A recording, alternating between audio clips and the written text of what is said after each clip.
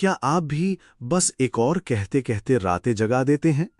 एक और स्क्रॉल, एक और खरीद, एक और चैट, एक और मौका, और फिर भी भीतर एक अजीब सी खालीपन की गूंज रह जाती है।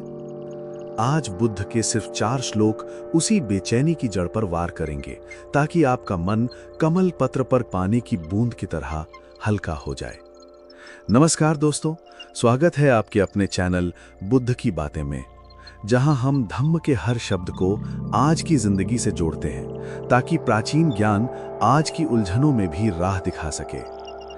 आज का विषय है धम्मपद अध्याय 24 तृष्णा वग्ग, जहां हम देखेंगे कि कैसे बुद्ध ने तृष्णा की जड़ तक पहुंचने का उपाय बताया। मनुजस्य पमत्ताचार्यनुम तन्हा वद्धति मालुवा विया सो फलवती हुराहुरम फलम इच्छम व वनस्मी वानरो। हिंदी अर्थ: जो मनुष्य असावधान और अविवेकी होकर जीवन बिताता है, उसकी तृष्णा बेल यानी मालुआ की तरह फैलती और बढ़ती है। वो फल पाने की लालसा में, जैसे वन में बंदर एक डाल से दूसरी डाल पर कूदता है, वैसे ही इधर उधर भटकता रहता है। दोस्तों, असावधानी में जीने वाला व्यक्ति तृष्णा की बेल में फंस जाता है। वो बंदर की तरह एक चाहत से दूसरी चाहत पर छलांग लगाता रहता है। यंग ऐसा सहते जम्मी तन्हा लोके विसत्तिका सोका तस्य पवद्धंती अभिवट्ठम व बीरहणम।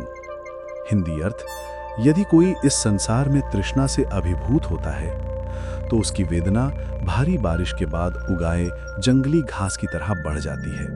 दोस्तों, तृष्णा यानी प्यास, लालसा, चाहत में फंसे व्यक्ति के दुख बारिश के बाद घास की तरह बढ़ते हैं। जितनी तृष्णा, उतना ही मन का बोझ और पीड़ा। चलिए अब इसे एक छोटी सी कहानी से समझते हैं। एक बार एक जंगल में एक बंदर था, जो रोज पेड़ पेड़ कूदकर मीठे फलों की तलाश करता। कभी उसे हरे फल मिलते, कभी कच्चे, कभी खट्टे, लेकिन वो रुकता नहीं था। उसे लगता शायद अगला फल सबसे अच्छा होगा। दिन भर वो इस खोज में भटकता और रात को थककर खाली हाथ सो जाता। जंगल के कोने में एक बूढ़ा पेड़ खड़ा था।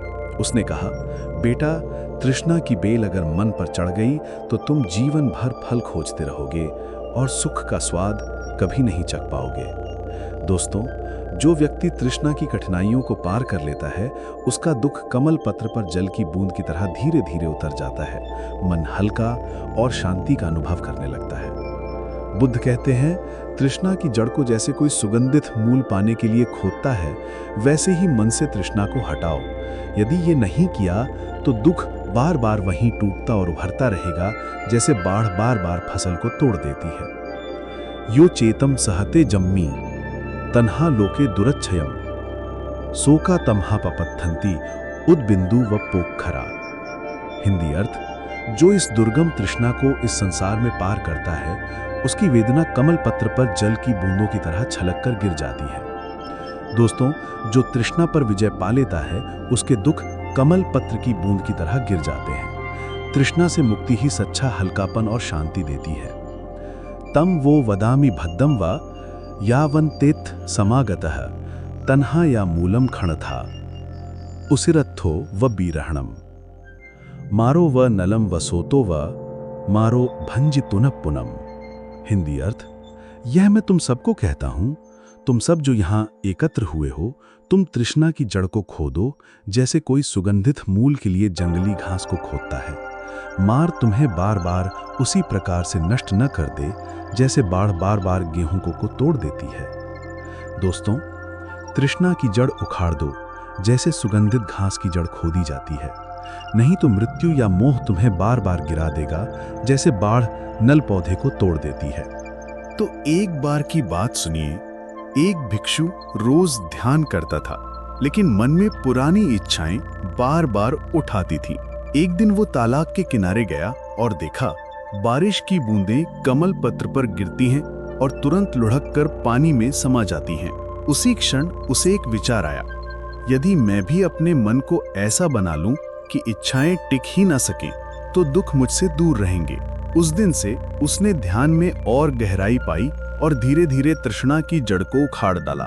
बुद्ध कहते हैं कि तृष्णा पार करने पर दुख टिकते नहीं, जैसे कमल पत्र पर पानी की बूंदें।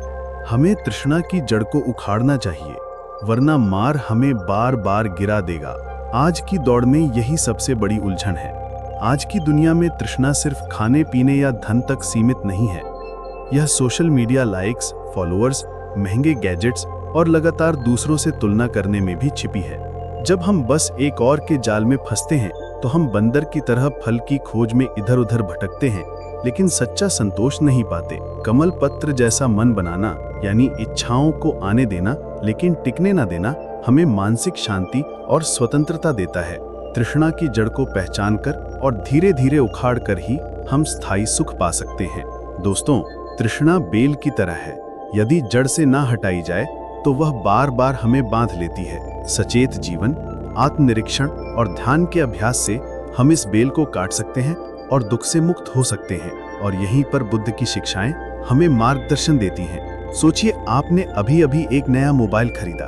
पहले हफ्ते तो खुशी चरम पर होती है, लेकिन कुछ दिन बाद एक नया मॉडल मार्केट में आता है। बेहतर कैमरा, तेज प्रोसेसर, नई फीचर्स, और फिर मन कहता है बस एक और, ये वाला ले लूं, फिर संतोष हो जाएगा। पर सच्चाई, ये बस एक और कभी खत्म नहीं होता।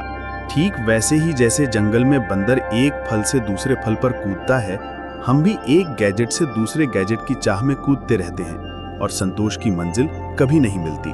कमल पत्र जैसा मन बनाना यही है, चीजें आएं जाएं लेकिन वो हमें बांध ना सकें।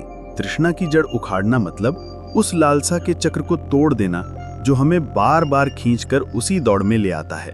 दोस्तों, कमेंट में बताइए आपका बस एक और क्या है। अगर आपको बुद्ध के इन श्लोकों और कहानियों से सीख मिली हो तो इस वीडियो को लाइक, शेयर और आपके अपने चैनल बुद्ध की बातें को सब्सक्राइब करें, ताकि हम मिलकर बुद्ध की अमूल्य वाणी को और आगे पहुंचा सकें। जय भीम, नमो बुद्धाय।